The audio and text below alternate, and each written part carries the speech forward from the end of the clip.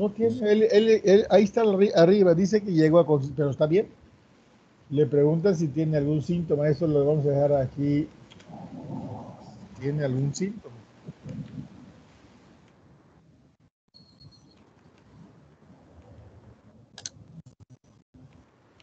Entonces aquí ya le haríamos algún interrogatorio intencionado, ¿no? Pero la respuesta va a ser para saber si tiene algún problema. no tiene ningún síntoma, ¿sí? Pero es correcto. Diríamos que preguntarle si tiene algún síntoma, aunque si tuviera algún síntoma, ¿a qué se lo atribuiríamos?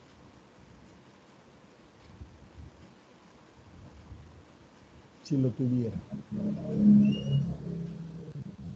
Pues también sería muy pronto Exactamente. VIH. Sería muy pronto para pensar en VIH.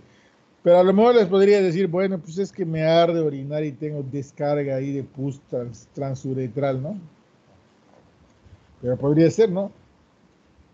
Podría ser acuérdense que si las enfermedades sexualmente transmitidas van acompañadas, entonces sí sería correcto preguntarle si tiene o no tiene algún síntoma, amén de que lo deberíamos revisar, ¿no? Lo deberíamos explorar, en este caso sobre todo en sus partes genitales, porque como les vuelvo a decir, probablemente no nos diga la verdad o esté tan asustado que aunque tenga algo, pues no lo diga o no lo sienta o no lo note, ¿no? Aunque como bien dice ella, pues es temprano para algunas cosas, pero otras ya podrían estar, ¿no? Alguna úlcera, por ejemplo, genital, alguna cosa de ese tipo que podría ya estar presente en este momento. Pues sí sería correcto preguntarle si tiene algún síntoma, pero bueno, les estoy respondiendo que no, para centrarnos en el foco de esta patología. Entonces vámonos aquí a la que sigue, para no prolongar esto. Si lo exploramos, ¿sí? A la exploración física no encontramos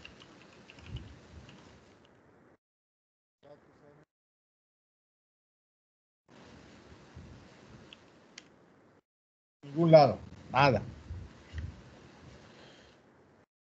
Entonces nos vamos a la siguiente pregunta, que sería, ¿cuál sería el diagnóstico más probable, Milton, desde el punto de vista clínico? Pues tendríamos que informarle que es necesario hacerle ciertas pruebas. Una de ellas específicamente necesita su autorización. Porque como es menor, bueno, no sé, a quién tendríamos que preguntarle. Y hay que afirmar que hay que hacerle pruebas. Está con su papá. Bueno, pues comentarles que hay que hacerles pruebas específicas de un perfil para enfermedades de transmisión sexual, incluidas el del VIH. Pero la del VIH necesita un tiempo específico para poder hacérselo. Entonces, tú le harías, vamos a centrarnos a esta, a una prueba de VIH. No solo de VIH tal vez, pero sí. Bueno, sí, está bien. Entonces, perfecto. Haríamos pruebas y le vamos a poner otras también.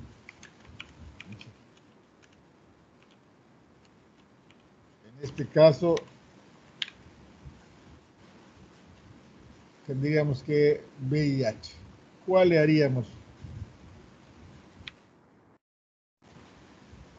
¿Cuál le haríamos, Milton? La ELISA para VIH. Esa para VIH.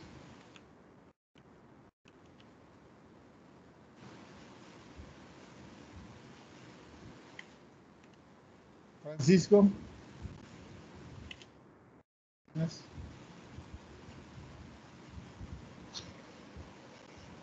¿Le harías lo mismo o le harías otra cosa?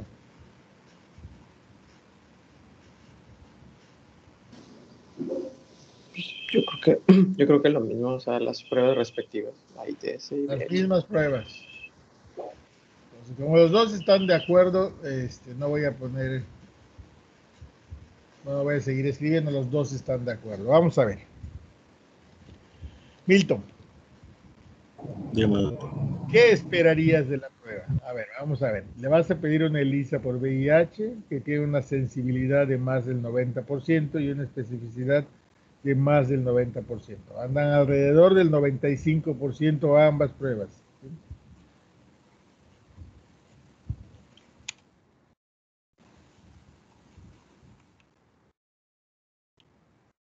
Si la ELISA sale positiva,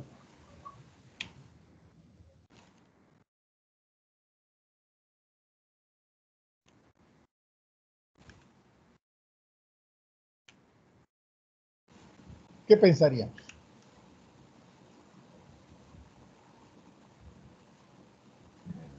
Pues que el paciente puede ser positivo con VIH. Como usted dice, la efectividad del diagnóstico pues, es muy alto. O sea, está muy probablemente infectado. Hay que hacerle otro. Haríamos otro.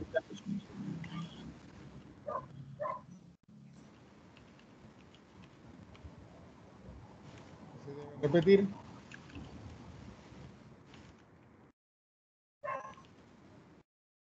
¿Sí? Y si sale positiva,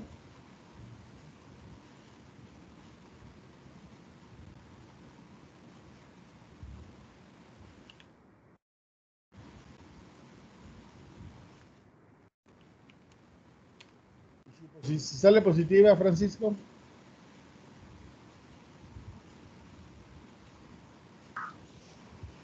Pues si sale doblemente positiva, pues eso debería corroborar el diagnóstico, ¿no? ya le damos tratamiento. Eh, Bueno, lo no, referí, porque... ¿no? Ajá, sí, sí. Pero ¿haríamos alguna otra prueba? Sí, bueno, hay una confirmatoria. ¿No? ¿Cuál sería? No sé, la Western Ajá. Blot. Western blot. Y si positiva, Pues ya, ¿no? Creo que había otra de... Bueno, no sé si es la misma. Inmunofluorescencia. no, eso es para sífilis. Ah, ok. Entonces, solo sale este, entonces le vamos a poner está infectado.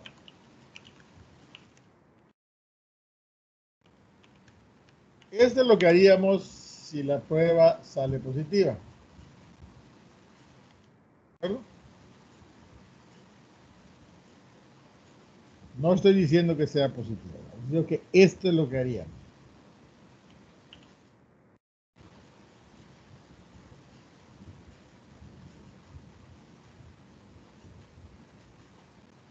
¿Alguna cosa más respecto a esto? Bueno, si esto pasa, lo tenemos que referir, ¿verdad?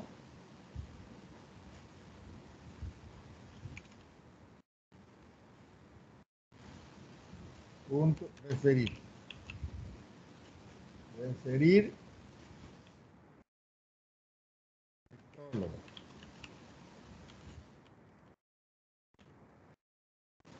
Francisco, y si la prueba sale negativa, ¿qué haríamos? ¿Todas o...? La primera, vamos a empezar en cadenita. Uh-huh. Si la primera esta sale negativa, ¿qué hacemos? Pues... ¿podría repetirse o podríamos probar con otra prueba? A ver, la repetimos ¿cuándo? No sé, una semana después. O Repetir puede una ser que semana. todavía no esté dentro del periodo adecuado y podría repetirse, no sé, una semana después. O sea, la repetiríamos cuando su contacto sexual tenga 3 semanas, ¿no? Porque llegó con nosotros, se la hicimos, salió negativa y entonces a la tercera semana se la repetiríamos. ¿Sí?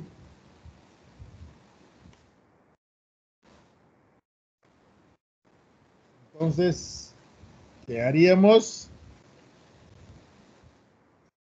Sí, negativo otra vez.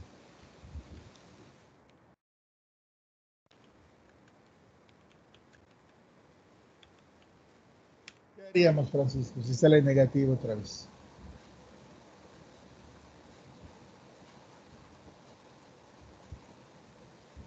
¿Lo doy de alta o hago algo más? ¿Podría hacerse otra prueba? O sea, ¿Cuál? otro tipo de prueba, no necesariamente la misma. ¿Cuál? ¿Cuál sería el otro? PCR.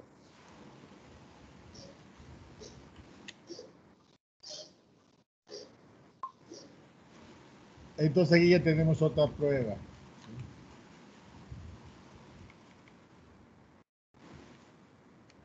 Si sale negativo, ¿qué pensaríamos, Francisco?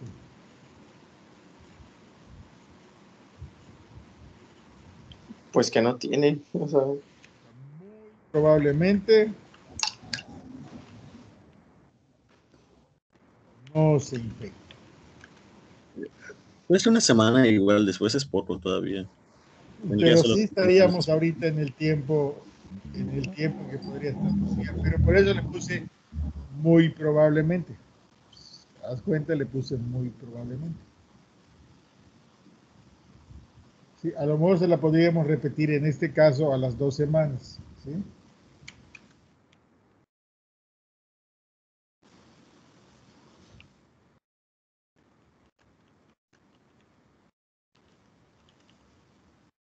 Y en cualquier momento que salga positivo, vamos a considerar que se infectó. ¿Estamos de acuerdo? Vamos a regresarnos contigo, Milton. Vamos a suponer que el escenario es este.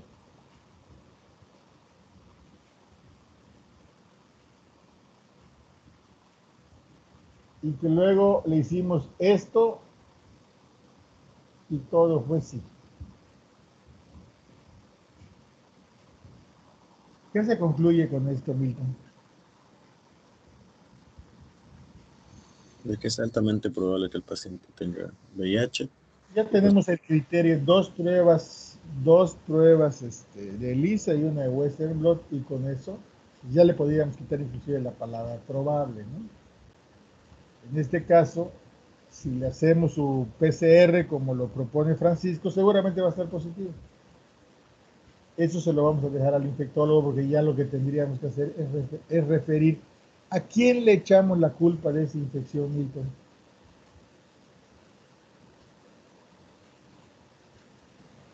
al pues padre. como es un menor, pues al padre. ¿A quién? Al- a los dos, realmente los dos son responsables. Culpa el padre, porque es el tutor legal. Y Ajá. responsabilidad al paciente. Francisco, Yo se le echaría todo al papá. ¿a quién le echas la culpa? A toda la culpa al papá.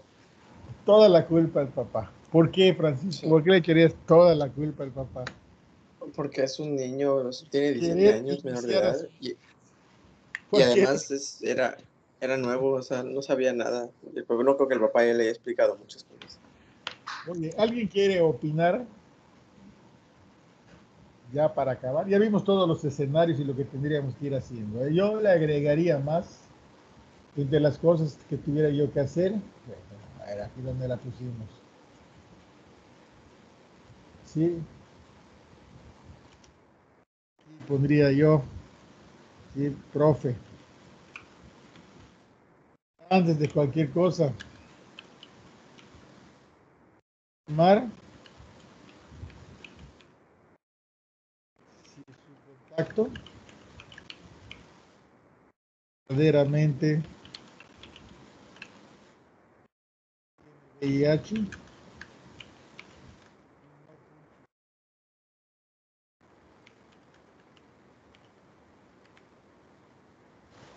Esto es mucho, muy importante. ¿Sí? Si podemos hacer esto, es como cuando tenemos algún contacto de rabia, ¿no? Si tenemos al perro, hay que estudiarlo. Claro, en este caso no es un perro, ¿no? Es nada más para hacer el símil, porque es una enfermedad que cuando llega, en el caso de la rabia los mata, en el caso de esta, pues hasta el día de hoy no la podemos curar.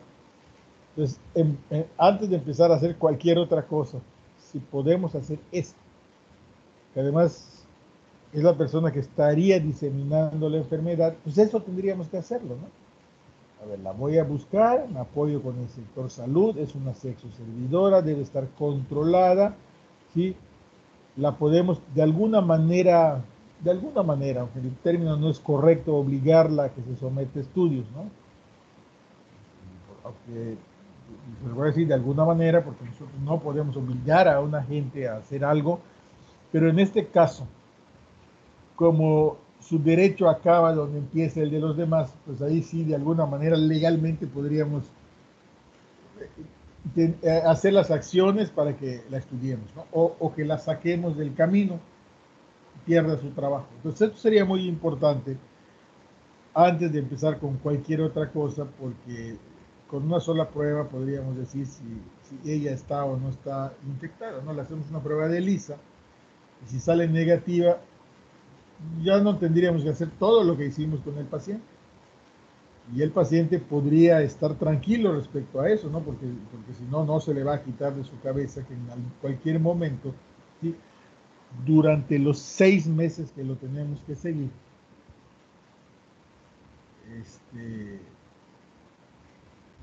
pudiera tener algún problema, ¿no? Entonces, eso sería muy importante si lo pudiéramos hacer, es parte de un estudio epidemiológico, dar el seguimiento, buscar a otros contactos, ¿sí? Y siempre que se pueda hacer, hay que hacerlo, ¿no?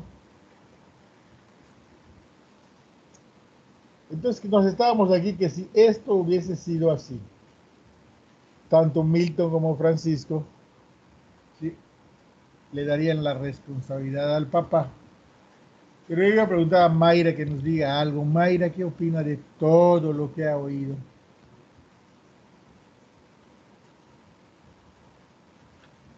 Buenos días. Casi no le oigo, Mayra.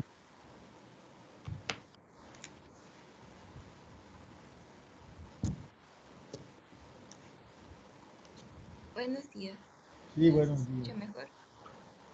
¿Qué opina, Mayra? Si las cosas fueran así, con este escenario, para el paciente, a las 2 semanas de su contacto sexual ya tiene una ELISA positiva, tiene otra ELISA positiva y tiene un Western blot positivo.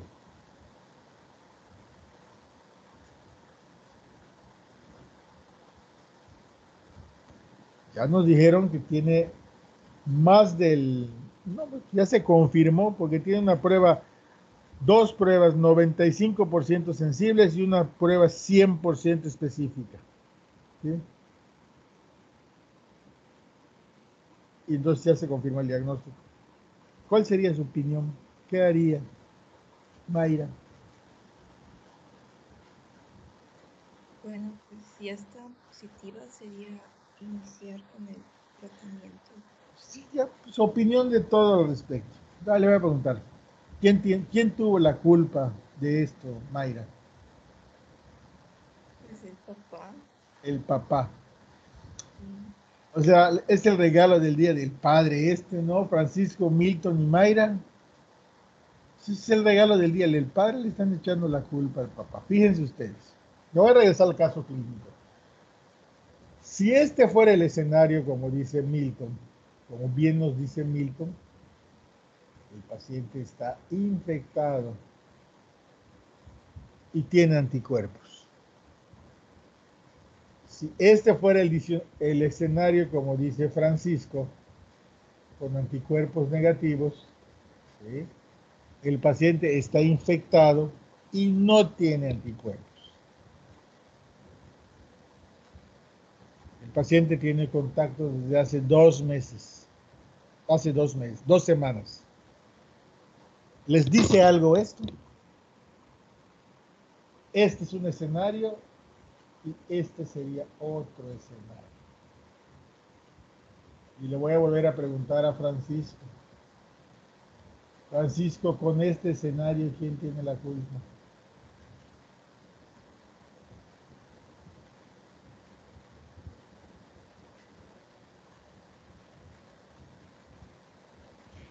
Se los voy a cambiar. Vamos a quitarle el culpable. Francisco, con este escenario, ¿cuál es la probable fuente de infección? Para que ya no le sigan echando. En el que todo es positivo. Sí, aquí.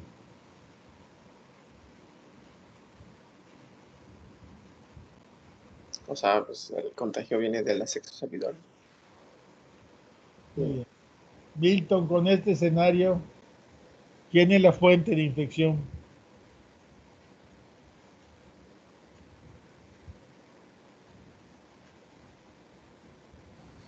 O sea, aquí no hay infección. Bueno, Bueno, sí, aquí no hay infección. Vamos a cambiarle aquí. PCR positivo. Positivo igual infección. Aquí.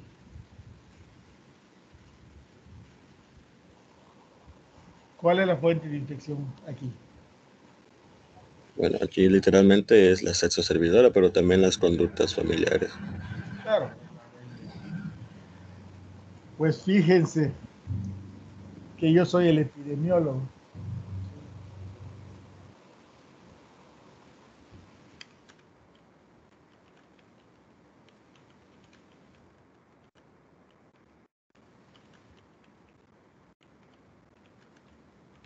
Entonces nos mintió. ¿Quién mintió?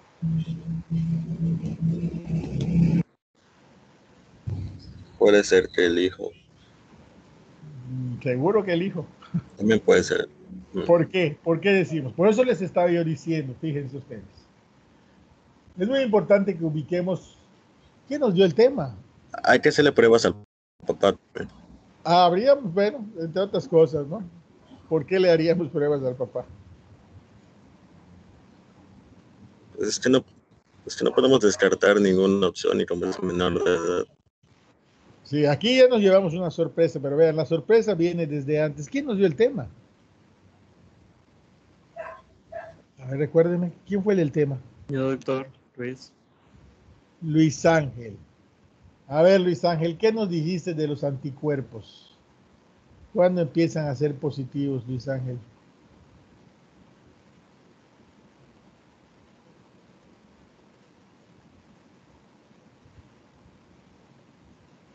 ¿A partir de cuándo?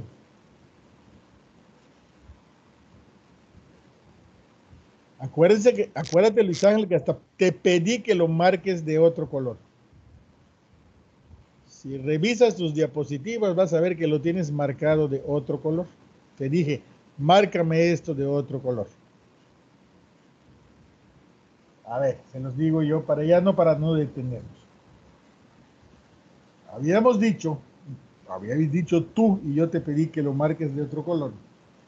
¿Sí? Que las pruebas de los anticuerpos se hacían positivos a partir de los 2 meses de la infección. 2 meses de la infección. O sea, del momento de la entrada del virus hasta 2 meses era una ventana inmunológica, a pesar de que esta ventana inmunológica se había acortado con las pruebas más modernas de ELISA, pero sigue habiendo una ventana inmunológica.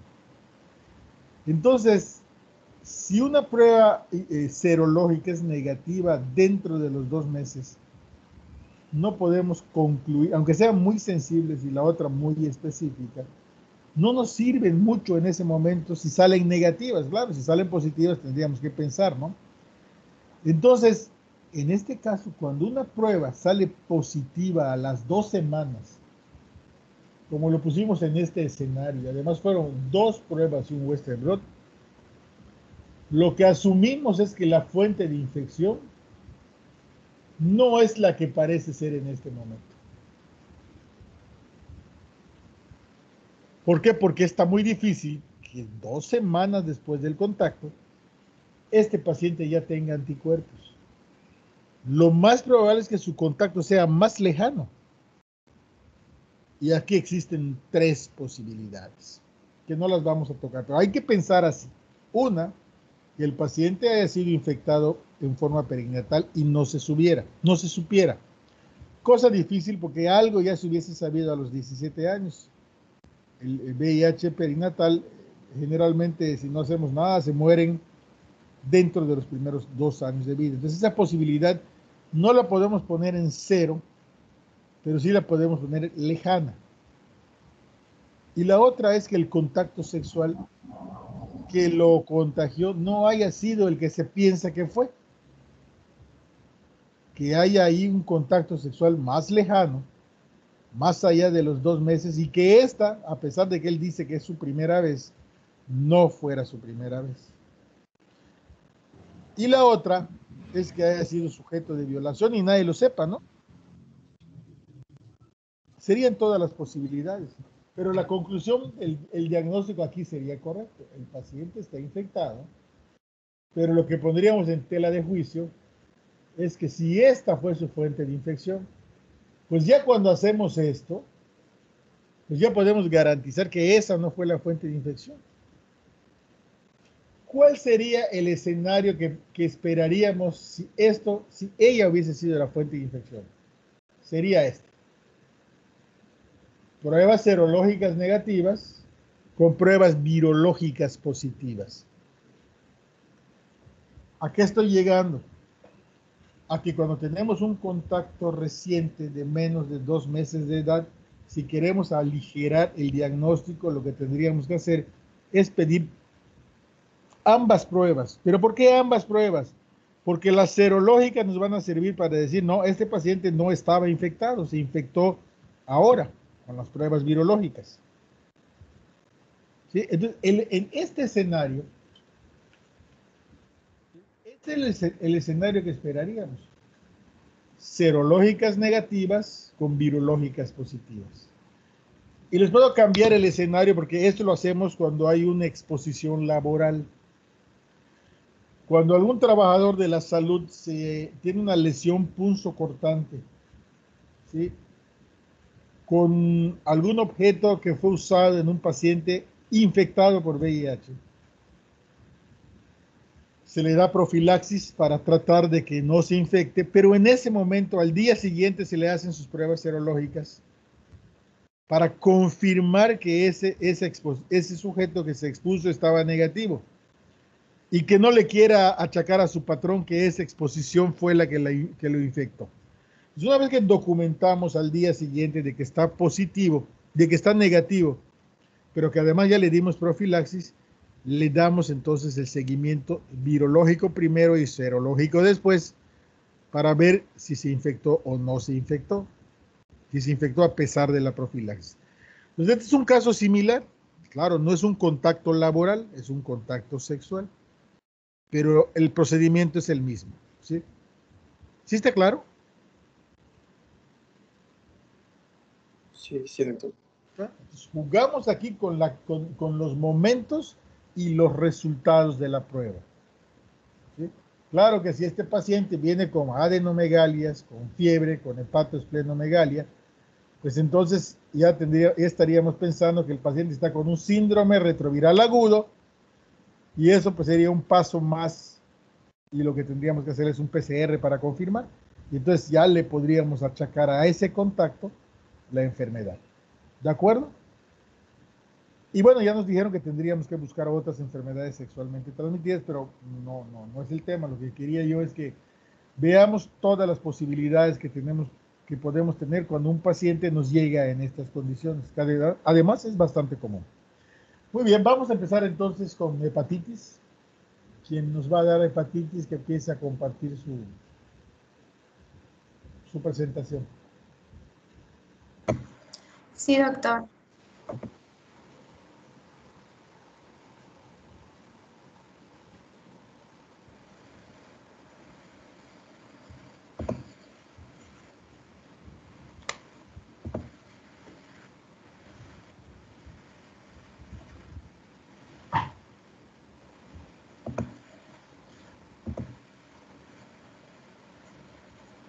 ¿Ya se está compartiendo? ¿Ya la vemos? Sí. Solo tendría que ponerla en modo de presentación.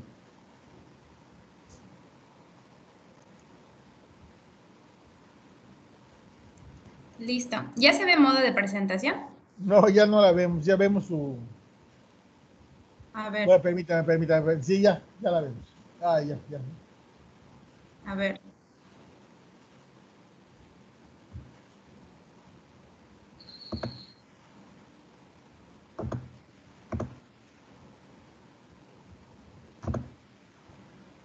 Ahí está, adelante. Bueno, nosotros les vamos a presentar lo que viene siendo las hepatitis virales y vamos a hablar específicamente sobre 4, pero primero voy a dar una pequeña introducción sobre lo que son las hepatitis virales. Bueno, pues la hepatitis es una lesión necroinflamatoria difusa del hígado y en general cualquier inflamación del hígado se le conoce como hepatitis. La infección puede remitir espontáneamente o evolucionar hacia una fibrosis, una cirrosis o un cáncer de hígado.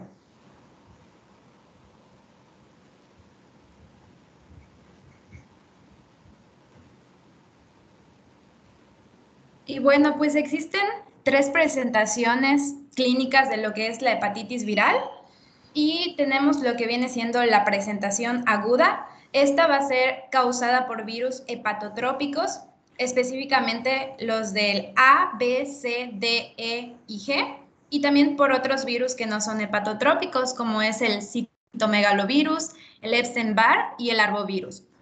El espectro clínico de esta hepatitis aguda puede ser de asintomático a ictérico y pues en ocasiones puede expresarse en su forma más grave como es la hepatitis fulminante, que más adelante les voy a mencionar sobre lo que consiste.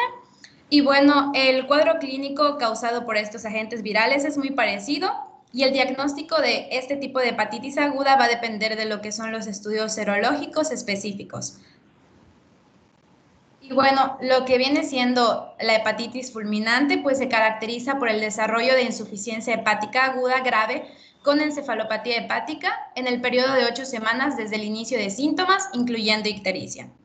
Y la siguiente presentación clínica, pues viene siendo la hepatitis crónica. Esta es causada por los virus B, C y D. Y esta se define como la inflamación hepática con una duración mayor a 6 meses que puede evolucionar a cirrosis y carcinoma hepatocelular. Y bueno, los pacientes pueden ser pacientes asintomáticos que tengan alteraciones de las pruebas de laboratorio. También pueden ser pacientes con presentación insidiosa y que tengan una sintomatología leve e inespecífica. O bien también puede ser de nuevo inicio o una reactivación con un cuadro grave, en ocasiones fulminante. Y bueno, también en este tipo de hepatitis crónica pueden presentarse manifestaciones extrahepáticas. Y bueno, estas son las generalidades sobre las hepatitis virales.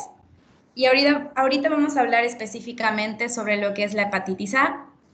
Y la definición de la hepatitis A según la guía de práctica clínica es que es una infección viral que produce una inflamación hepática que es ocasionado por un virus ARN altamente infeccioso que es transmitido principalmente por la vía fecal oral y el contacto personal estrecho. Esta hepatitis tiene un curso clínico que varía de leve a fulminante y que se resuelve sin progresión o también puede ser una infección crónica a hepatitis crónica. Y bueno, ahorita vamos a estar mencionando cada uno de estas definiciones más a fondo. Bueno, pues la etiología de lo que viene siendo esta hepatitis aguda de tipo A, pues es el virus de la hepatitis A, VHA. Este es un virus pequeño, no envuelto, el cual su genoma está constituido por ARN. La familia de este virus es la familia Picornaviridae y del género hepatovirus. Este es el único miembro de este género. Y las características principales es que va a tener un tropismo por el hígado y tiene una estabilidad a altas temperaturas y esto va a repercutir en su medio de transmisión, que ahorita les voy a mencionar. Bueno, pues el virus de la hepatitis A puede sobrevivir por días a semanas en mariscos, agua, tierra o sedimento marino y puede ser inactivado de manera confiable mediante autoclave a 121 grados por 30 minutos. Aquí va a radicar la importancia de la buena cocción de los alimentos. Y bueno, es estable a temperatura ambiente, manteniendo su infectividad en las heces por 2 semanas. Resiste la extracción con detergentes no iónicos, cloroformo o éter. Es parcialmente inactivado a 60 grados centígrados por 1 hora y son requeridas temperaturas de 85 a 95 grados por 1 minuto para inactivar completamente a este virus en mariscos. Y algo importante es que también se ha observado que un nivel de cloro libre de 0.3 a 0.5 partes por millón en una alberca no inactiva el virus de la hepatitis A si el agua está contaminada con materia fecal. Por eso hay que tener especial cuidado en esto. Y bueno, pues ya sabiendo las características de este virus, pues nos va a dar la idea de lo que es la vía de transmisión. La vía de transmisión es fecal oral, de persona a persona, o cuando existe contacto estrecho mediante objetos o superficies contaminadas. De igual forma, puede haber la transmisión que ocurre por vía sexual entre hombres que tienen sexo con hombres y raramente, pero existe la posibilidad de que haya transmisión por vía materno-fetal. ¿Y por qué son estas vías de transmisión? Porque el virus de la hepatitis A se puede excretar en las heces, en la sangre, en la bilis, en el semen y también raramente, pero se puede excretar en la saliva, en la orina y secreciones nasofaringeas. Y bueno, la guía de práctica clínica nos menciona lo que ya hemos visto de la vía de transmisión y también se puede transmitir por compartir objetos o superficies contaminadas, tales como el retrete. Y bueno, es importante saber que el virus de la hepatitis A puede sobrevivir en las manos por periodos de hasta 4 horas. De ahí radica la importancia de la buena higiene. Y bueno, aquí es los casos reportados de hepatitis A y los medios de transmisión. Y pueden ser en guarderías, por contacto personal, por actividad homosexual, empleadores de drogas, contactos intrafamiliares que están con los que tienen virus de la hepatitis A, y también hay de causa desconocida. Y ahorita vamos a ver que la epidemiología, la distribución es mundial, o sea que se encuentra en todas partes. En los países en desarrollo, un alto porcentaje de adultos tienen anticuerpos, son inmunes y son raras las epidemias. El mejoramiento de las condiciones de higiene y de vida reduce la transmisibilidad poblacional. Y en países industrializados con alto nivel de sanidad, no ocurre durante la infancia, sino que ocurre en adultos. ¿Por qué? Porque pues estos son los que viajan y pueden ir a lo que son países en vías de desarrollo y ahí contraer lo que viene siendo el virus. Y bueno, pues en México la infección ocurre con mayor frecuencia en la población escolar y los factores de riesgo dentro de la República son vivir en el sur, habitar en zonas rurales, el ingreso familiar bajo, poca disponibilidad de agua y niveles bajos de cloración en el área. Y bueno, la mortalidad en niños es menor contra un 1.8% en personas mayores de 50 años. Y bueno, lo que viene siendo el boletín epidemiológico de la semana 22 nos reporta que en Yucatán pues existen los casos de 6 de hombres y 6 mujeres. Y bueno, la patogenia, pues primero, como ya vimos que el virus se excreta por las heces, pues podemos estar en contacto con superficies contaminadas, con comida contaminada, o bien por que las manos están sucias, pues se ingiere lo que viene siendo el virus. Y este va a sobrevivir al ácido gástrico y va a atravesar la mucosa intestinal hasta llegar al hígado a través de la vena porta, donde va a ser captado por los hepatocitos. Ahí va a replicarse y se van a ensamblar para posteriormente ser secretados en los canalículos biliares. Y de esta manera se van a excretar durante en las heces. Y los ciclos enterohepáticos continúan hasta que aparecen anticuerpos que junto con otros mecanismos inmunitarios lo interrumpen. Y bueno, el virus va a ser detectable en las heces durante la incubación y sus títulos alcanzan su punto máximo 2 semanas antes del inicio de los síntomas. Es por esta razón que el periodo más alto de infectividad es antes de la aparición de los síntomas, ya que el pico es 2 semanas antes. Y bueno, la patogenia de la lesión del hepatocito no se sabe específicamente el por qué, sin embargo, se sugiere que el daño celular va a ser mediado inmunológicamente durante la eliminación del virus una vez que los anticuerpos van a surgir. Y bueno, aquí hay datos que ya mencionamos y que voy a ir mencionando, pero los importantes por el momento son que el periodo de incubación de la hepatitis es de 28 días, con un rango de 15 a 20 días, y que es contagiosa desde 2 semanas antes del inicio de los síntomas hasta dos semanas después de la resolución de los mismos. Y bueno, en la hepatitis A existen diferentes manifestaciones clínicas que más que nada se van a mencionar por etapas. La primera etapa, que es la etapa prodrómica, que es la inespecífica, porque los síntomas pueden ser atribuibles a otras enfermedades. Esta etapa dura de 5 a 8 días y los síntomas son el malestar general, súbito, náusea, anorexia, puede haber fiebre baja, dolor abdominal y la orina puede estar de color oscura. En los adultos se refiere a la tríada de Caroli, que es la cefalea, los dolores artromusculares y la urticaria. Bueno, esta es la primera etapa. Posteriormente sigue la etapa preictérica, que tiene una duración de 4 a 8 semanas. Y en esta se puede ver que el hígado está aumentando de tamaño e inclusive puede ser doloroso. Aparece lo que viene siendo la ictericia, que en su mayoría puede ser conjuntival y también puede ser observada en la esclerótica y debajo de la lengua. Aquí se va a acentuar la coluria y si no había aparecido también se presenta la hipocolia y también puede haber acolia, pero esta es transitoria. Y aquí podemos ver una imagen de lo que viene siendo la coluria, donde la orina cambia de color. La siguiente etapa es la etapa ictérica, que de igual forma dura de 4 a 8 semanas.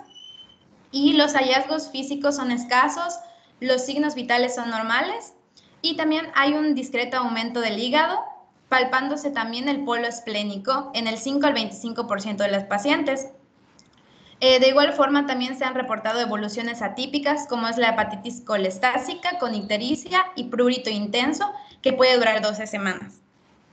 Y bueno, la última etapa que es la etapa post-ictérica y esta puede acompañarse de astenia y fatigabilidad durante 2 a 3 meses.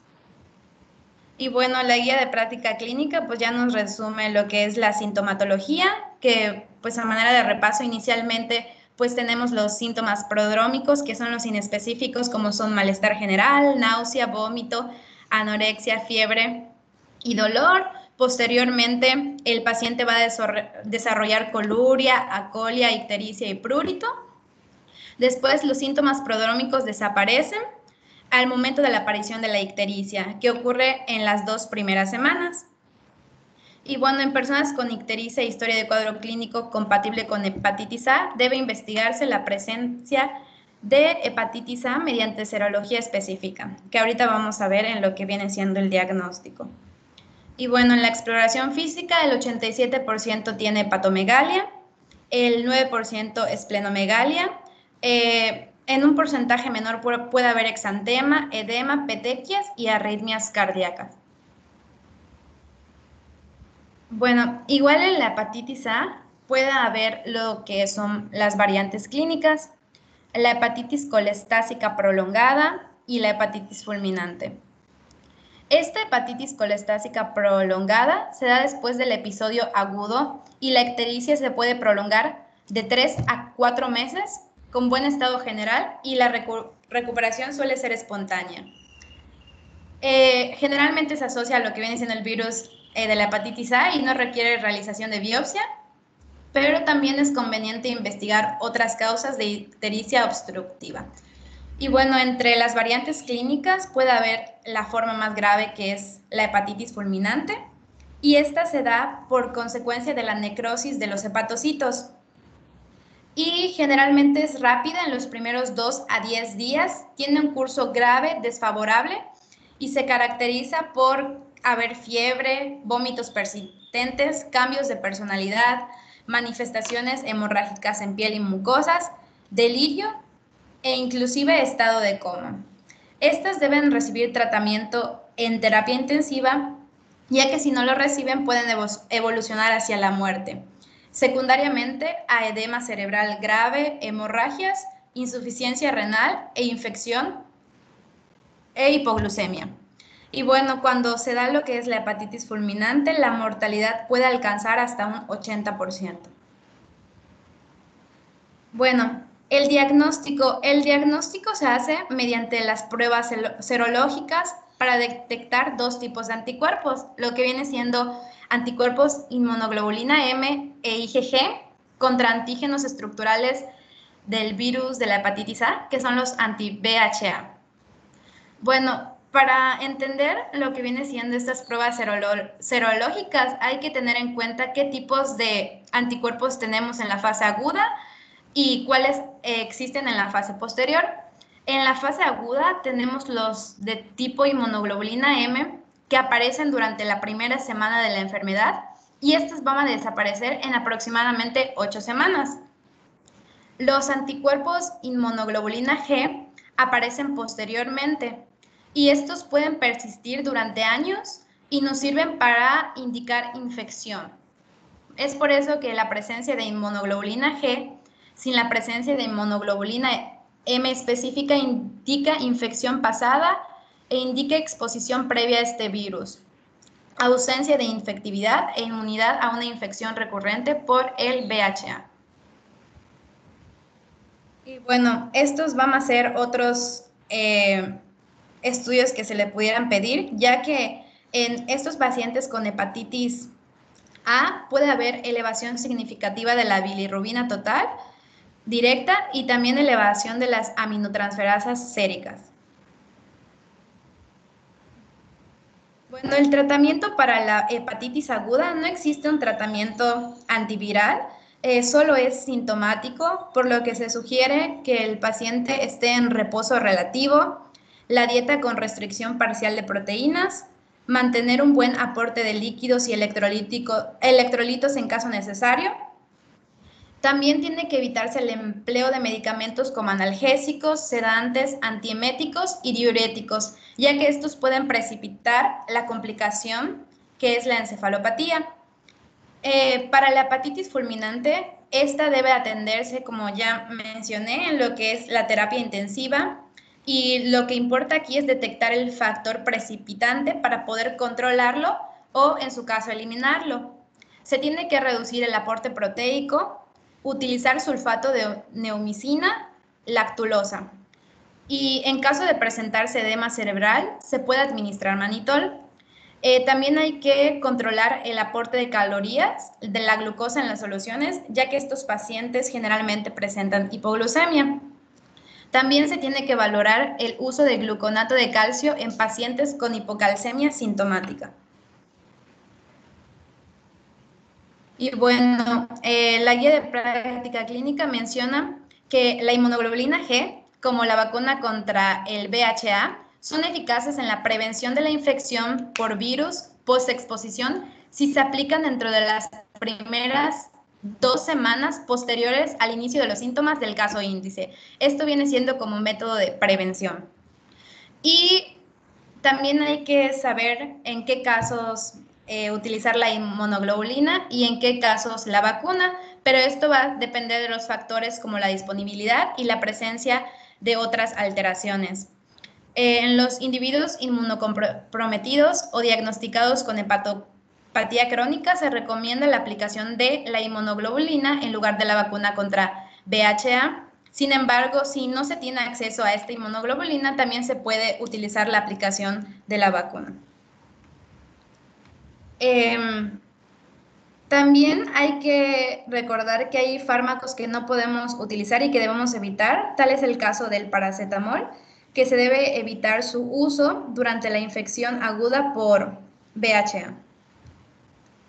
Y bueno, ¿cuáles van a ser los factores de riesgo? Los factores de riesgo van a estar directamente asociados al mecanismo de transmisión de lo que es el virus VHA.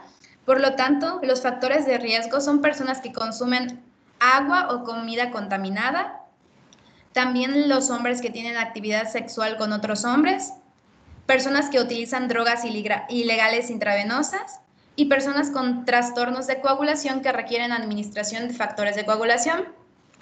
También personas que se convierten en contactos cercanos de personas infectadas.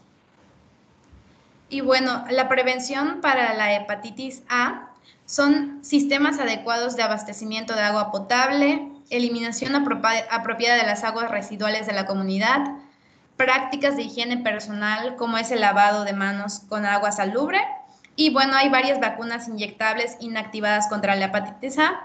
Sin embargo, no hay una vacuna aprobada para los menores de 1 año. Estas vacunas, por lo tanto, serán posteriores al año. Y aquí están las dosis recomendadas y los esquemas de vacunación de la edad de 1 a 18 y mayores de 19 años. Y bueno, aquí está lo que viene siendo la historia natural. Y ahorita sigue mi compañero con la hepatitis B. A ver, déjeme excelente presentación, está muy completa. Solo quiero explorar alguna cosa que es necesario que verifique que se quedaron pegadas. A ver, alguien tiene su volumen muy fuerte porque oigo cómo me rebota la voz. A ver.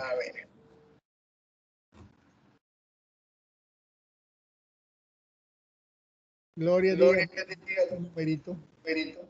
Manda un número. 18.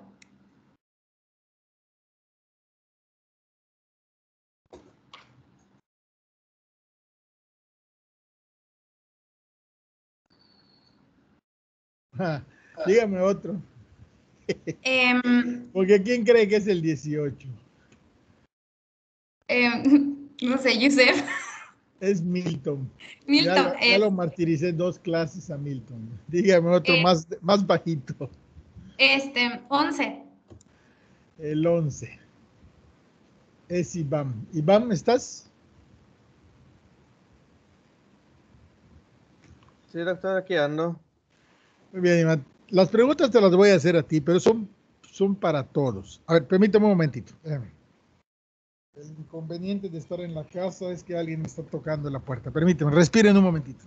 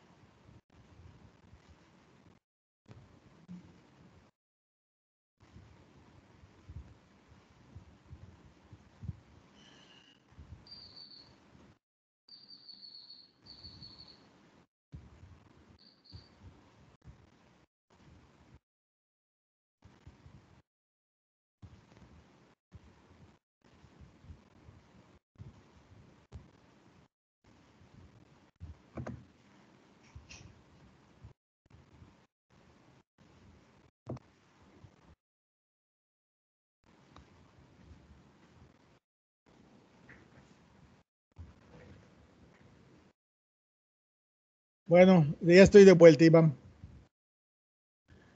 Entonces la pregunta es para todos porque van a ayudar a Iván.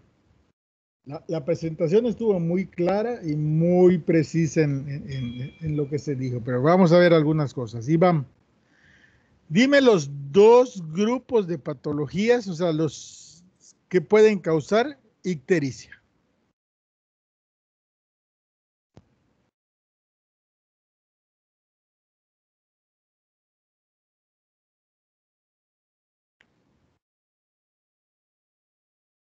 Iván, Em,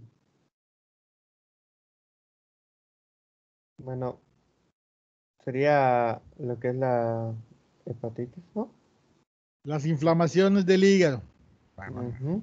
Las inflamaciones del hígado son hepatitis, ¿no? Está bien. Ese es un grupo de patologías que puede causar ictericia.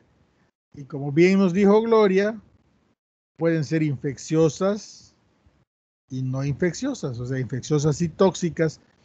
Sí, ya nos dijo que las infecciosas pueden ser por virus hepatotrópicos, cuya manifestación principal, sí, es la hepática, y nos habló muy bien de hepatitis A, sí, pero también nos dijo que hay otros virus y también hay bacterias, que esas las teníamos, y también hay parásitos, ¿sí? Entonces, ya nos dijiste, las inflamaciones del hígado se pueden manifestar con ictericia. ¿Y cuáles otras se podrían presentar con ictericia? Iván. Podría ser también una inflamación de la vía biliar, ¿no? Bueno, pero estás en lo correcto. O sea, las obstrucciones de la vía biliar también se manifiestan con ictericia, coluria e hipocolia, pero indirectamente pues nos causan inflamación del hígado. Podemos dejarlas en el mismo cajón, aunque tú tienes toda la razón, porque por ejemplo aquí las mujeres adultas sobre todo, muchas de ellas pues tienen cálculos biliares y la coledocolitiasis, ¿sí? La obstrucción del conducto común, que es el colédoco, causa ictericia, pero indirectamente causa inflamación del hígado, pero está bien. Hablemos de las obstrucciones de la vía biliar, entre las que es más común son los cálculos, pero también pueden ser tumores, ¿sí? Y rara vez malformaciones, pero también lo pueden ser. Pero pues están pegaditas al cajón de las hepatitis, porque de alguna manera la obstrucción causa inflamación y rebose. Pero está bien, te lo acepto. ¿Qué más? ¿Alguien le quiere ayudar? Ahí vamos. No lo dejen morir. Parece que no son equipo.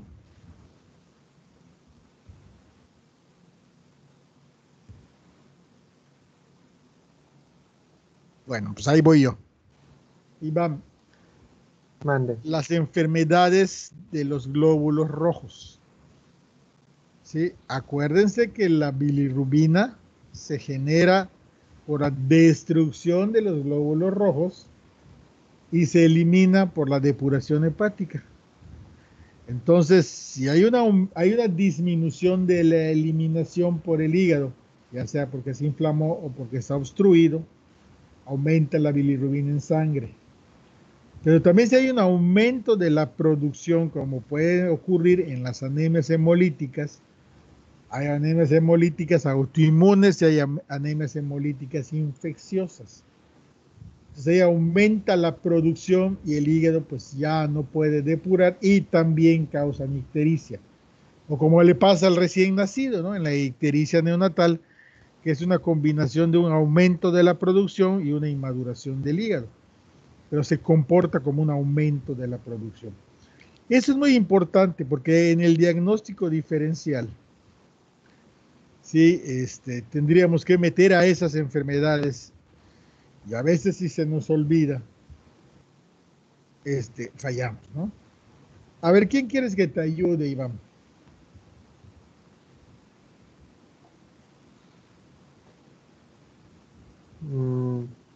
¿Digo un nombre o un numerito? Como quieras, si eres valiente, dime un nombre.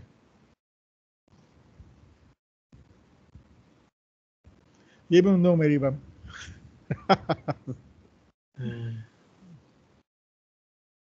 No es que se me viene un nombre directo a la cabeza, pero pobrecito, a cada rato le toca. Nada más sería por fastidiar, Bueno, pobre vamos a Joseph. preguntarle a Daniela entonces. A Daniela casi no le preguntamos, a la número 1 de la lista. Daniela está allá. Sí, doctor. Sí, está Daniela. A ver, la pregunta es para Daniela y para Iván. ¿Sí? Gloria nos dijo que entre estas pruebas de laboratorio, ¿sí?, que pedimos para hepatitis están la química sanguínea, ¿sí?, y las enzimas de escape. A ver, entonces, Daniela, ¿cuáles serían los datos del laboratorio de inflamación del hígado?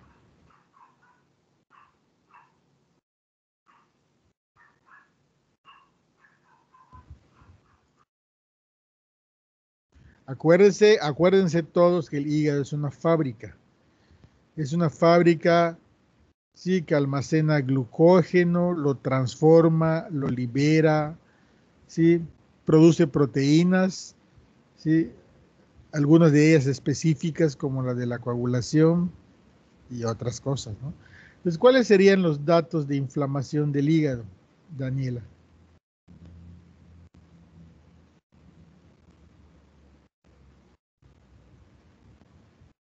A ver, díganos uno, Gloria, para echarle la mano a Daniela.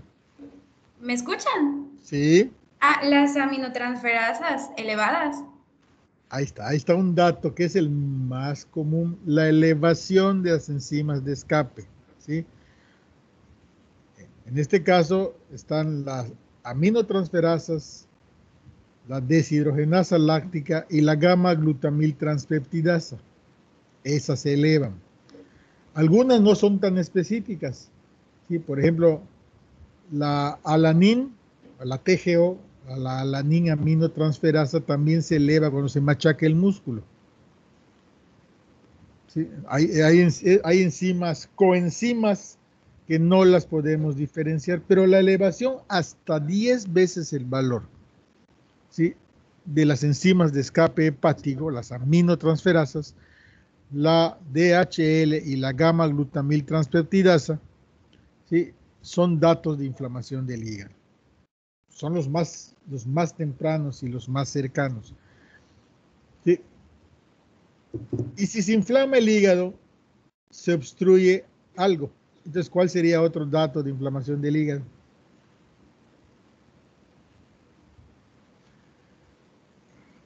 Daniela.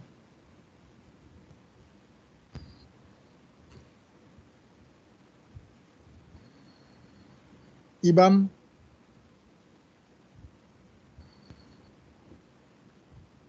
A ver, se los voy a preguntar de otra manera. Daniela, ¿por qué hay ictericia en una hepatitis? Pues por la bilirrubina, ¿no? Porque Sí, claro, porque se eleva la bilirrubina en sangre. ¿Por qué se eleva la bilirrubina en sangre?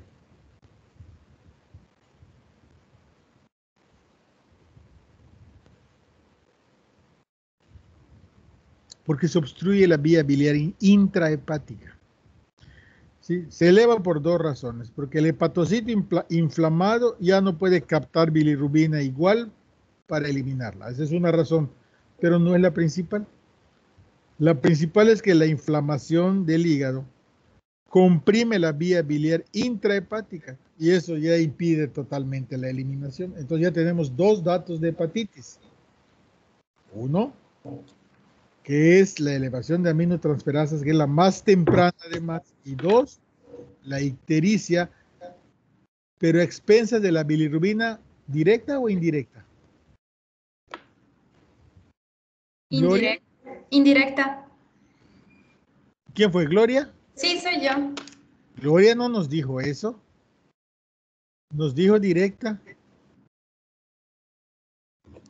Creo que fue un error. No, están bien sus diapositivas. Están bien sus diapositivas. Aclarémoslo. La bilirrubina directa es la conjugada. Se conjuga en el hígado. ¿Sí? Entonces, a esa le llamamos directa, a la conjugada.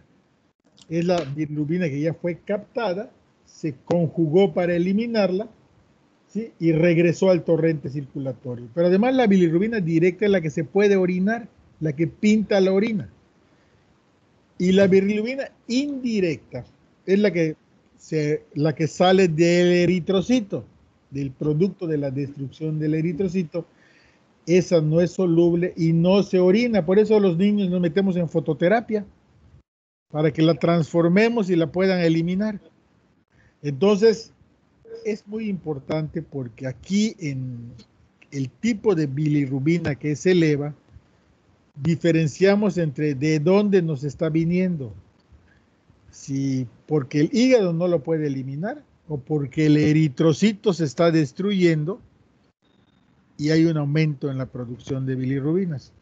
Entonces, fíjense qué importante es, porque hay enfermedades, como lo vamos a ver más adelante, como el paludismo, donde también se inflama el hígado, pero lo que predomina es la bilirrubina indirecta, porque en el paludismo el principal problema es que se rompen los eritrocitos. Entonces hay anemia hemolítica parasitaria. Entonces, los estudios de laboratorio y algunos datos clínicos de detalle nos ayudan, ¿sí?, a separar entre los dos grandes cajones de enfermedades, entre las destrucciones de los eritrocitos y las inflamaciones y obstrucciones de la vía biliar. Y entonces ya ponemos el foco en sitios diferentes. Ya nada más para pasar a otra cosa, Iván, ¿cuáles son los datos clínicos de inflamación del hígado?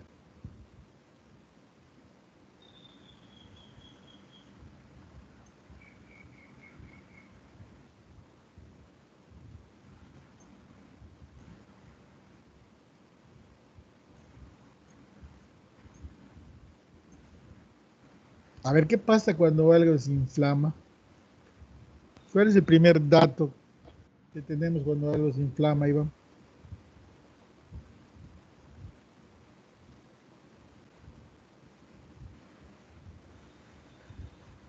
¿Estás allá, Iván? Sí, estoy. Cuando algo, cualquier cosa se inflama, Iván, ¿cuál es el dato primero que nos avisa? Antes de que veamos que ya se inflamó, empezamos a sentir algo. ¿Qué es? Dolor. Dolor, pues claro. Entonces, un dato de inflamación hepática es dolor, ¿dónde, Iván? Pues ya. ¿Dónde le va a doler? No es el hígado. En el área hepática. Dolor en el área hepática. O sea, un dato de inflamación del hígado es dolor en el área hepática. Y luego, ¿cuál sería otro dato? Pues ya veríamos el edema, la inflamación. Ya lo podríamos ver. No, pero no podemos ver dato clínico, Iván. Clínico, bueno. que puedo sentir, tocar.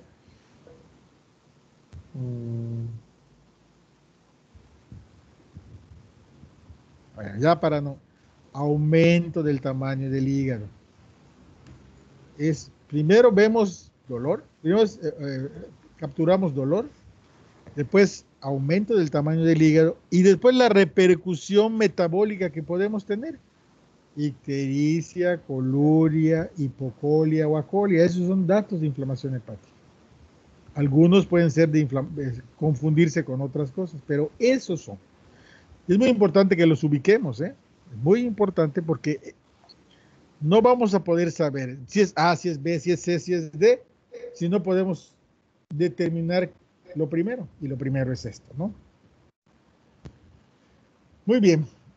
Esto lo vamos a reforzar en otras clases, ¿eh? Yo ya veré cómo lo hacemos, pero es importante que les quede claro esto, porque para poder avanzar sobre la etiología, primero tenemos que determinar si está inflamado el hígado. No está inflamado el hígado, tiene paludismo, tiene tiene lupus con anemia hemolítica, tiene esferocitosis, tiene drepanocitosis, o sea, cosas que causan destrucción de los eritrocitos.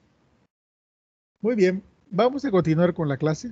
Ya vi que ya tienen lista por allá hepatitis B. Adelante. Bien, nada más, antes de que empiecen, ubicar. Cuando el hígado se inflama por una enfermedad infecciosa, tenemos que ubicar el grupo de síntomas que podemos tener como grupo. Primero, pues los síntomas infecciosos. Luego, los síntomas y signos por los datos directos de inflamación del hígado. Y luego recordar que el hígado es parte del aparato digestivo. Entonces también podemos tener síntomas del tubo digestivo, náusea y vómito y hiporexia. Y en algunos casos hasta diarrea podríamos tener. Entonces tenemos síntomas infecciosos, síntomas causados propiamente por la inflamación hepática, síntomas por afectación del tubo digestivo y en algunas otras síntomas sistémicos, como nos van a contar en B y C.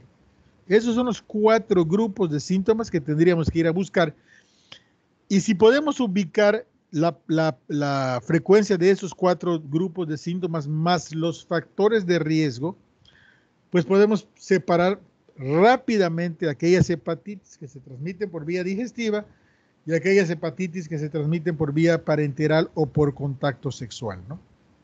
Entonces, ubiquemos esto que les estoy diciendo, porque esto nos ayuda desde el punto de vista clínico. Bien, síganle entonces, ahora sí.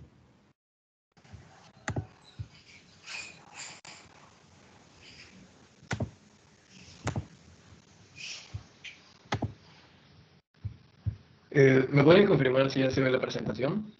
No, solo, ya, ahora sí, ya te ven, ya la ven. Ok. Vamos a continuar entonces con hepatitis B.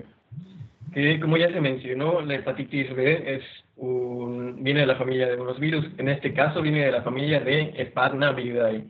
Y al ser un virus no puede causar el daño por sí mismo, sino que necesita de invadir una célula para utilizar su maquinaria genética. En este caso, la hepatitis B también va a mostrar un marcado tropismo por los hepatocitos. En la imagen de la izquierda se muestra la estructura del virus de la hepatitis B y prácticamente es igual al resto de los virus. Cabe destacar que tiene una envoltura, dentro de la envoltura se encuentra la cápside y dentro de esa cápside se encuentra el material genético, que es una doble cadena de ADN que tiene una particularidad, y es que esa cadena comienza siendo doble, sin embargo termina como una sola cadena, y al final de esa cadena se encuentra la DNA polimerasa.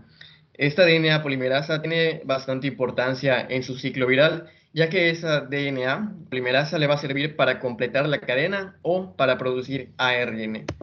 En cuanto a sus generalidades, es un microorganismo invasor. Si no forma parte de la microbiota normal, ni tampoco existe una simbiosis con este virus, sí o sí llega para causar daño. A diferencia del virus de la hepatitis A, este sí contiene una envoltura y es un virus de ADN. En cuanto a la transmisión, este se da por transmisión. En las zonas endémicas es principalmente por la transmisión madre-hijo, a través del parto o del entorno doméstico. Entre los niños, la principal vía de transmisión es de un niño a través del juego mediante fluidos contaminados. También se da por la vía perinatal. Otra población que presenta una gran incidencia son las que reutilizan las agujas, como por ejemplo la gente que se dedica a realizar perforaciones, la gente que tatúa o los consumidores de drogas intravenosas. También se puede adquirir mediante transfusiones y mediante actividad sexual, por instrumentación inadecuada y también incluso por la diálisis. En cuanto a la epidemiología, según los datos de la OMS, en el año 2015 habían 257 millones de portadores. Existe la modalidad de portador asintomático también.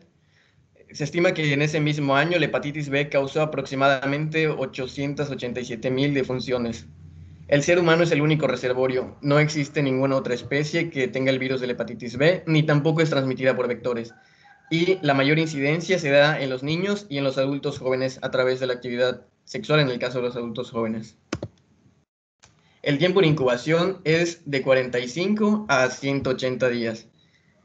Cabe destacar que tiene un promedio de curación de entre 3 y 6 meses y según ese tiempo de curación se va a dividir en una fase aguda y una fase crónica que vamos a ver más adelante. Las zonas que afecta principalmente es el hígado, la piel, la esclera y las mucosas, el sistema nervioso central. Y entre las complicaciones que puede causar están la cirrosis, el carcinoma y el carcinoma hepatocelular. También existe la coinfección con el virus de la hepatitis D, ya que la presencia del virus de la hepatitis B es un factor necesario para que la hepatitis D pueda causar una coinfección o una superinfección.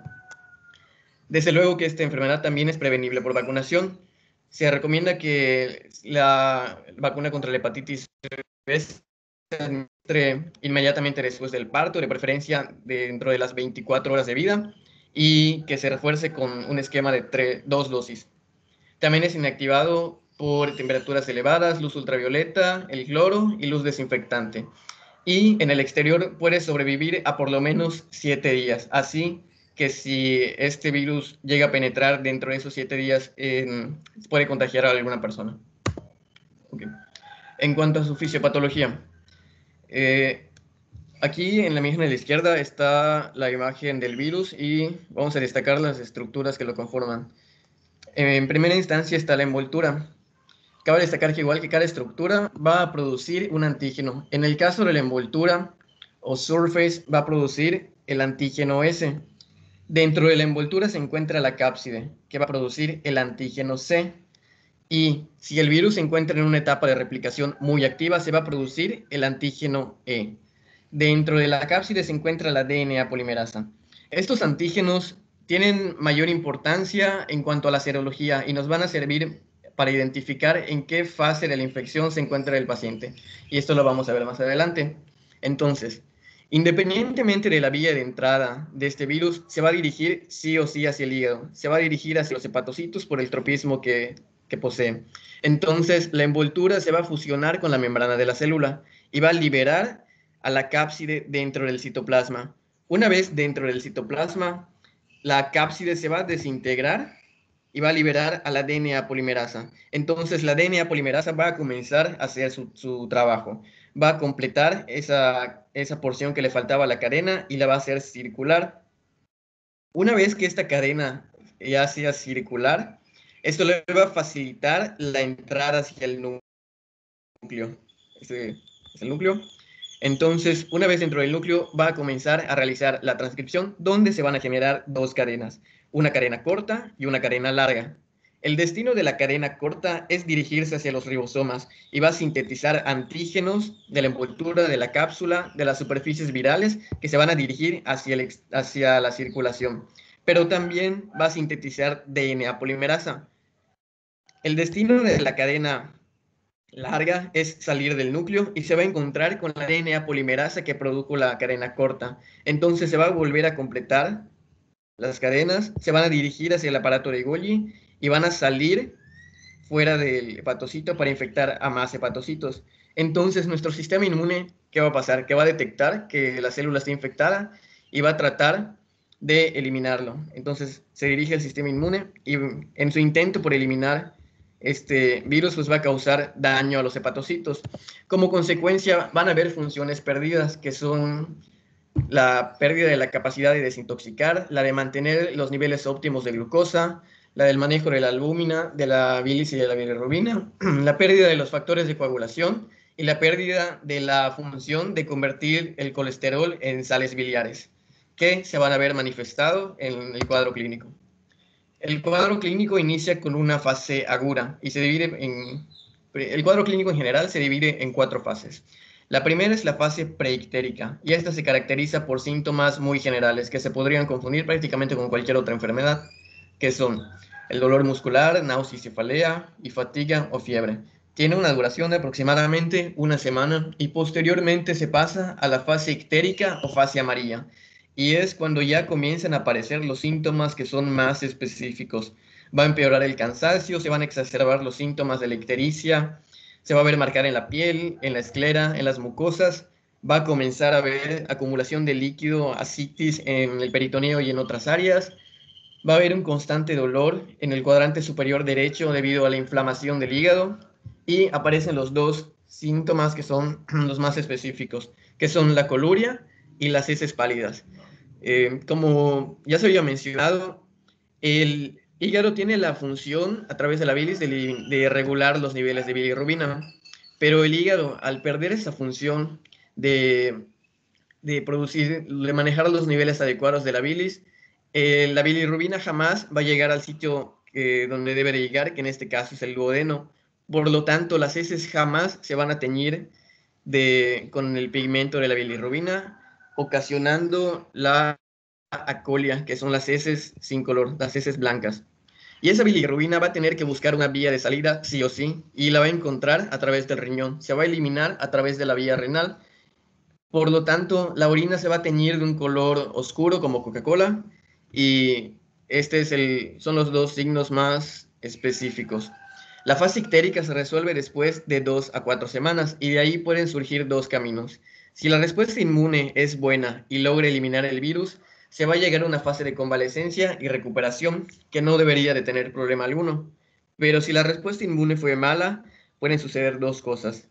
La primera es que existan complicaciones, una pérdida normal de peso, que se exacerben aún más los síntomas de la ictericia y el dolor, que se llegue a una falla hepática fulminante que se mencionó en la presentación anterior y que se afecte al sistema nervioso central, puede llevar a convulsiones e incluso al coma. O la otra opción es que de un cuadro de hepatitis aguda se pase a una hepatitis crónica, que en el caso de los adultos es de un 5 al 10%, y en el caso de los niños si son menores a un año, son 95% de probabilidad. ¿Quiénes corren el riesgo de sufrir la enfermedad de forma crónica? Son dos grupos principalmente. Quienes representan la mayor tasa son los niños y los lactantes pequeños, representan un 95%, mientras que los adultos únicamente representan un 5%.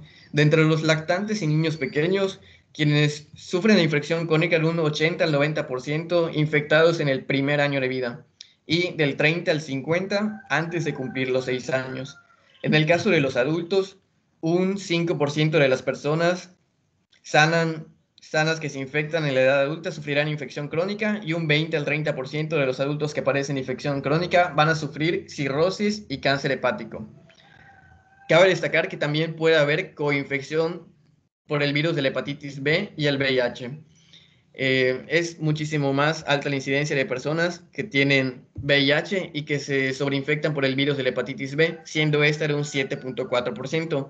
Por ello, desde el 2015, la Organización Mundial de la Salud recomienda que todas las personas que se hayan diagnosticado con una infección de VIH y tengan hepatitis B, se inicie el tratamiento farmacológico, independientemente de que sea un cuadro agudo o de que sea un cuadro crónico. El fármaco de elección es el tenofovir, que se incluye en los tratamientos combinados de primera elección. Ahora, el diagnóstico serológico. El diagnóstico de la hepatitis B es fundamentalmente clínico. Sin embargo, gracias al diagnóstico serológico podemos saber en qué etapa se encuentra el paciente. Entonces, las estructuras, como había mencionado, las estructuras del virus producen cada una un antígeno.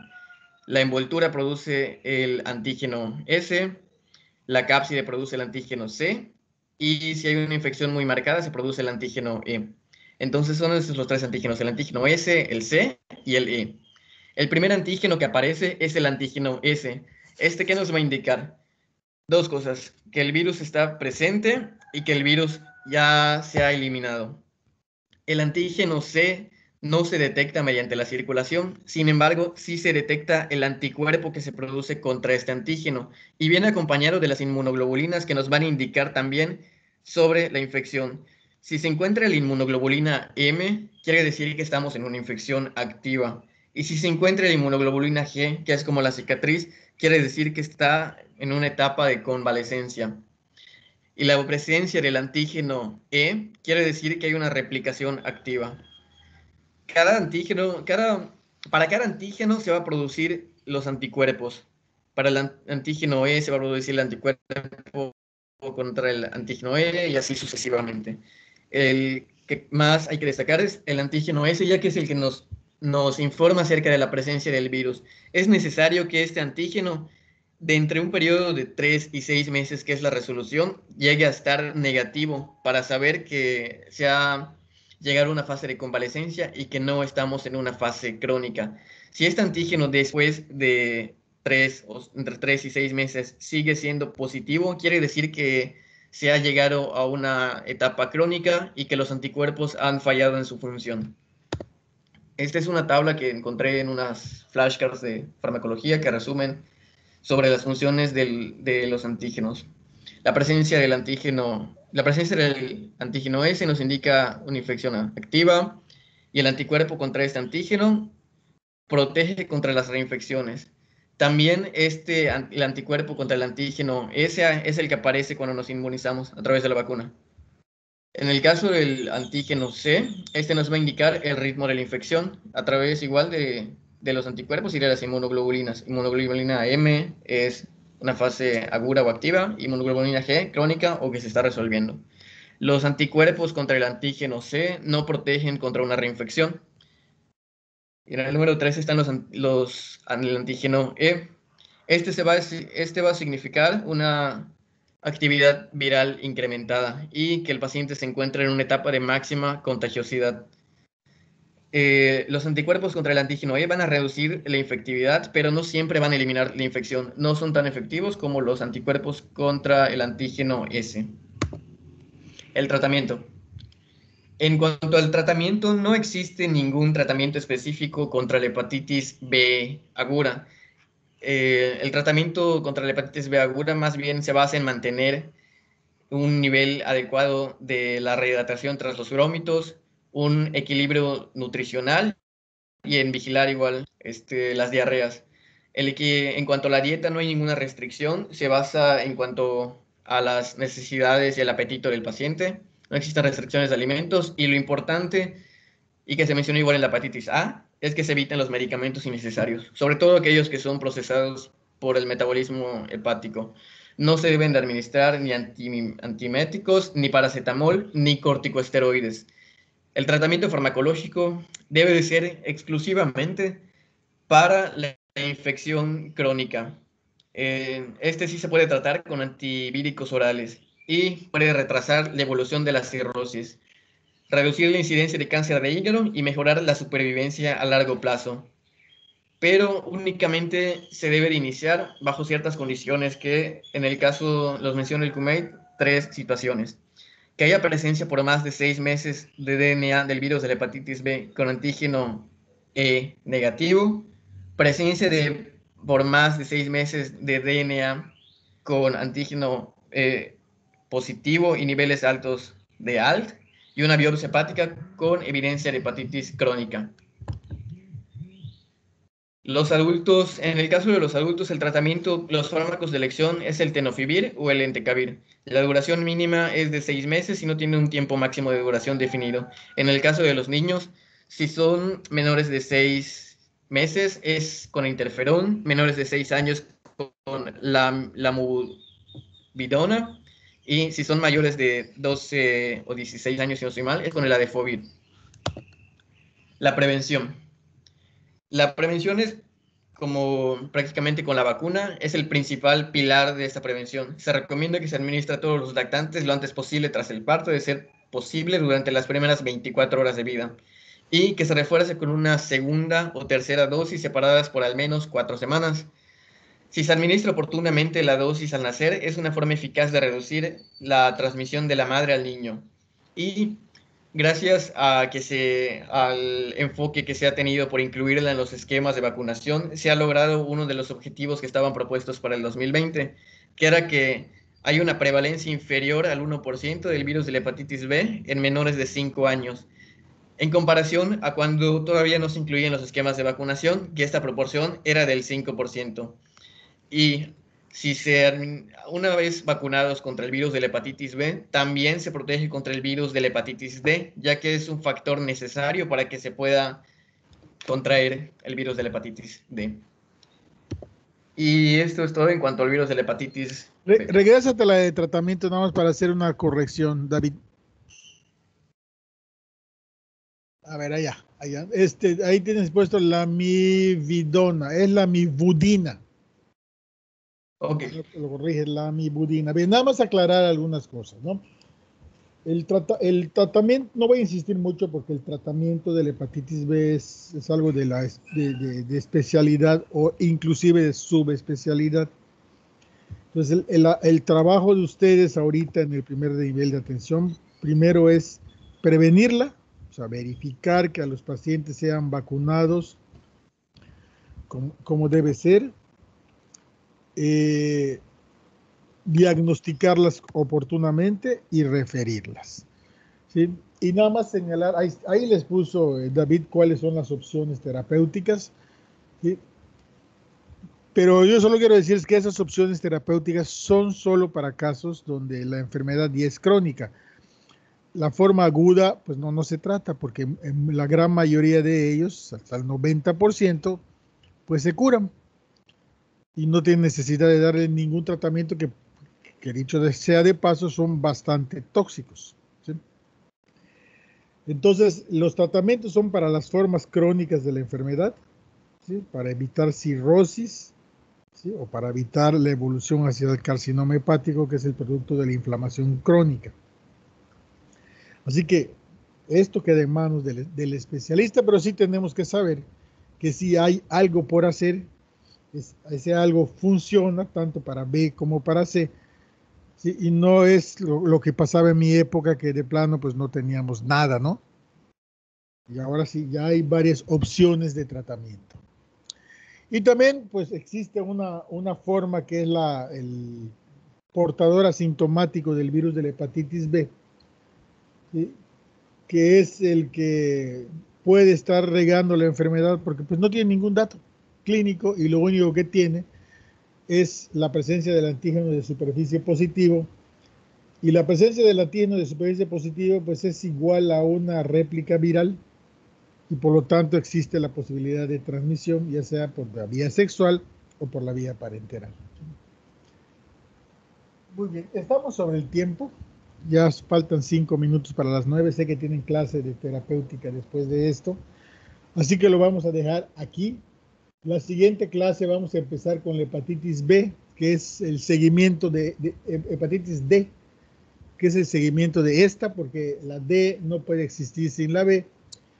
Continuamos con la C y empezamos con sarampión. Para quien le toque sarampión, prepare sarampión de una vez, ¿sí?